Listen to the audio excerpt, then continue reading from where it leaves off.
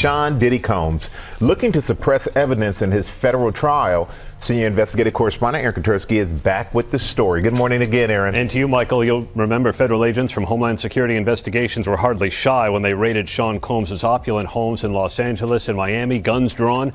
The jailed music mogul now argues those searches and other searches of his iCloud accounts, electronic devices, and New York City hotel room following his arrest were unconstitutional. His lawyers argue evidence obtained through those searches must be suppressed. Diddy's lawyers say the government presented a grossly distorted picture of reality when applying for the search warrants, omitting certain facts and including salacious details from an unnamed producer that were never credible. Combs has pleaded not guilty to racketeering conspiracy, sex trafficking, and prostitution charges. The defense is also arguing here his ex-girlfriend, Cassie Ventura, was a willing participant in drug-fueled sex performances called freak-offs, not coerced, as prosecutors allege. This latest challenge to his case comes 3 months before trial, and as Combs loses one of his attorneys, Anthony Rico says under no circumstances can he continue to represent Combs. He offered no details about that decision, Robin. Okay. All right, thanks. To make matters worse, Diddy's request to exclude the video of him assaulting Cassie has been denied. Originally shared by CNN, the footage shows Diddy violently attacking Cassandra Ventura and dragging her by the hair. His legal team has made several attempts to have the video removed from evidence. Now, they argue that the video has been edited to portray him in a more negative light. According to them, the full footage is over 30 minutes long, and shortening it alters the context, making it inadmissible in court. Despite this, the court has upheld the video as valid evidence. Combs wants that video or videos excluded from trial, and for that, we turn to his motion in limine to exclude video footage of that March 5th, 2016 incident. Motion in limine is a pretrial motion that aims at preventing evidence from coming into trial or limiting it in some way. And it starts by saying, quote, "There is no longer any dispute that the CNN footage from March 5th, 2016 at the Intercontinental Hotel offered by the government at 3 separate bail hearings is wholly inaccurate, having been altered, manipulated, sped up, and edited to be out of sequence. As indicated below, CNN paid Redacted, don't know who this person is, Redacted, for footage, copied that footage in unknown ways, presented that footage out of order, and destroyed the original.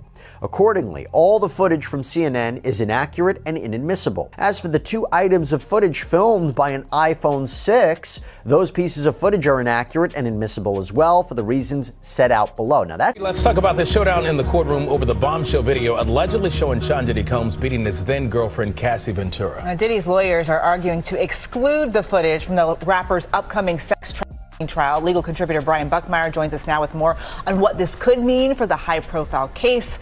So good to have you. Okay, so they want this video left out. What's their argument for this? So Mark Agnifilo, Sean Combs' attorney, is arguing that, you probably hear this phrase, this is not a true and accurate representation of what the video depicts. He's saying a number of arguments that the CNN had taken this video and sped it up. They kind of chopped it up into this montage, and it's not accurate. He's also making the allegation that the original video no longer exists. And so because this isn't accurate, the jury shouldn't see it. And according to Diddy's attorneys, because the original doesn't exist or it's been tampered with, no video such as this should be presented to the jury. So what is CNN saying about these claims? So CNN has come out and said, we did not alter it. We did not change anything. And in fact, they're saying that they do have the original as well. So on multiple levels, Sean Combs' argument kind of falls flat, because if it is sped up, and I think there is some degree of it's being sped up, if the original still exists, that can still be used as evidence against Sean Combs, not necessarily to the allegations of trafficking, RICO conspiracy, or the transportational purpose of prostitution, but to show that this is a force that it was used to keep victim number 1, who we believe to be Cassie in this video, under his control for the purpose of trafficking. Diddy's legal team has filed a new motion arguing that he cannot be held responsible for the crimes he's accused of because he was under the influence of drugs and alcohol at the time. In plain terms, the defense claims Diddy was too intoxicated to understand what he was doing. While it may sound absurd, his lawyers are serious. They've even arranged for a psychiatrist to testify that Diddy's cognitive functions were impaired during the alleged incidents of abuse, trafficking, and coercion, but prosecutors aren't accepting that excuse. They immediately filed a motion to block the testimony, stating that mental impairment doesn't absolve someone from criminal acts. especially when those acts are calculated, span decades, and involve organized planning. Prosecutors argue that claiming intoxication as a defense for long-term systemic crimes is not only legally invalid but deeply insulting to the victims who suffered under Diddy's control. To make matters worse for Diddy, his earlier attempts to suppress critical evidence have already failed. His request to block damning security footage and explicit video recordings has been denied. He's running out of legal lifelines. These losses in court have begun to fracture his legal defense. In fact, his lawyers are beginning to back away. Back in 2016, Diddy was captured on surveillance cameras violently assaulting Cassie Ventura in a hotel hallway. The video shows him dragging her by the hair, throwing objects at her and yelling, all in full view of the camera. For years, the footage was buried, hidden from public scrutiny, but CNN resurfaced it, igniting public outrage. Diddy's team quickly dismissed the footage, claiming it was edited, manipulated, and taken out of context. They alleged it had been sped up and framed to mislead viewers. In response, his legal team filed a motion in limine, a pretrial motion, to exclude the footage as inadmissible. Court, however, wasn't convinced. The judge denied the motion, allowing the video to remain as part of the case. Making things worse, CNN insists that they have the original unedited video in full, and the court has already prepared to show it to the jury. Unlike other victims who will testify under pseudonyms for their safety, Cassie Ventura will take the stand under her full legal name. She's chosen to come forward publicly to recount in vivid detail the abuse she endured. Her testimony is expected to be a major turning point in the trial. In fact, when Cassie first stepped forward with her allegations, it opened the floodgates. Dozens of new accusers came forward in her wake. In response to those allegations, federal agents launched raids on Diddy's properties in Los Angeles and Miami. What they discovered was beyond disturbing. Tapes, hard drives, and recordings allegedly containing footage of so-called freak-offs. These weren't just private parties. They're being described as organized sex trafficking operations, meticulously documented and cataloged. Diddy's legal team attempted to argue that the evidence was obtained illegally and should be excluded. Again, the court disagreed. The judge ruled that all of it is admissible, delivering yet another crushing blow to Diddy's defense. The fallout is spreading. One of Diddy's key attorneys, Anthony Rico, has filed to withdraw from the case.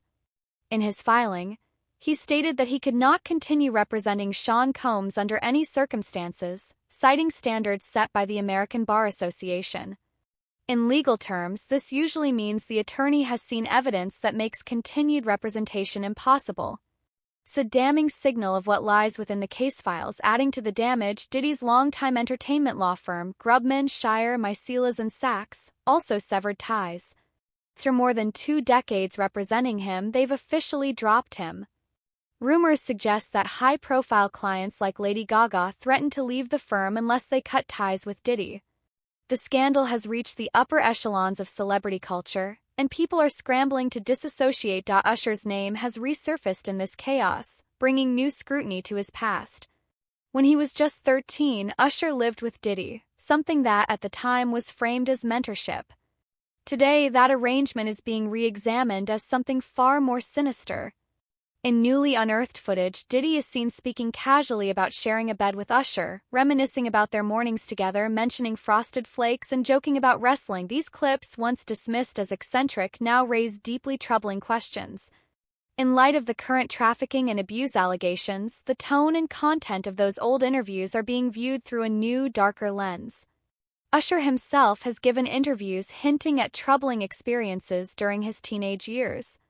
In a Rolling Stone conversation, he confirmed living at Diddy's house, attending late-night parties, and being exposed to adult behaviors he didn't understand at the time.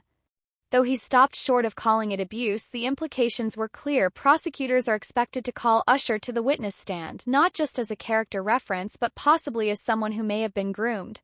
His testimony will carry immense weight. He's not just another name. He's a beloved artist with a lasting legacy.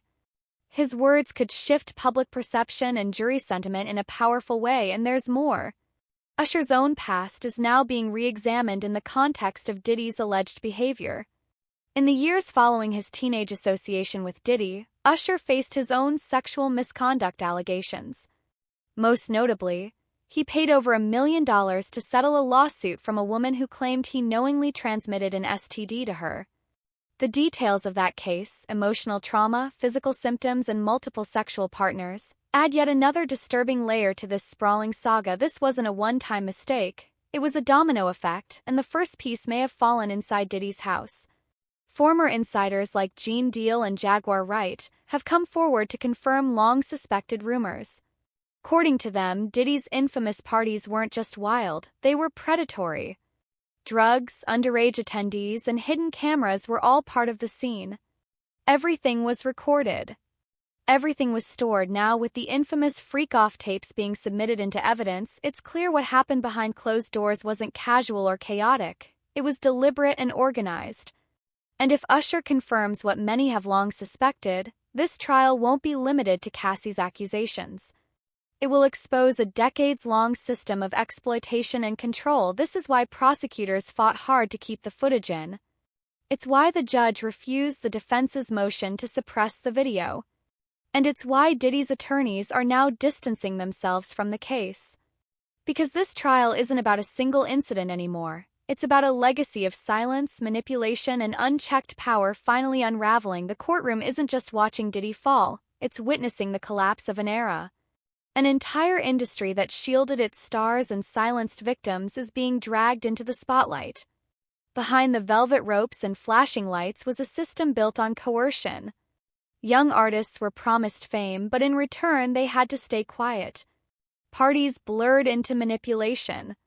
Speaking out against the king was unthinkable, until now. Diddy's most recent legal move was an attempt to delay the trial by 2 months, claiming he needed more time to prepare. But the court didn't buy it. With 4 law firms already involved and months of preparation behind them, the judge ruled there had been more than enough time. That decision was a major blow. It means jury selection begins on schedule. It means the freak-off tapes may be shown publicly. And it means every attempt to suppress evidence, videos, psychiatric claims, cell phone footage, has failed. The prosecution's narrative now stretches far beyond Cassie. She is just the first. Victim 2, 3, 4, and more are all prepared to testify. Most will remain anonymous, but their stories echo each other. Drug-fueled gatherings, coercion, surveillance, and silence. A consistent pattern is emerging, and it's impossible to ignore. One unexpected name has surfaced: Ashton Kutcher. Sources say he's prepared to testify. Though not a victim himself, Kutcher reportedly witnessed things at those parties that shocked him. His testimony may corroborate victims' accounts, offering outside confirmation of the toxic environment Diddy created, an environment built on control, fear, and excess. Meanwhile, Diddy's legal team has floated a new defense, that the prosecution is racially motivated, targeting a powerful black man due to his influence. While some might find this argument compelling, there's a flaw. Many of the victims, including Cassie, are black. So are several of the prosecutors and officials handling the case. Claim quickly crumbles under the weight of the facts because at its core, this case isn't about race, it's about unchecked power. It's about what happens when fame and wealth are used as shields for abusive behavior. It's about finally holding the untouchable accountable. Diddy once believed he could ride it out, that money, connections, and high-profile lawyers would protect him. But that illusion is breaking apart. With Usher stepping into the light, with Cassie preparing to testify, and with every failed legal motion piling up, Diddy's empire is beginning to collapse. The end may be closer than he ever imagined.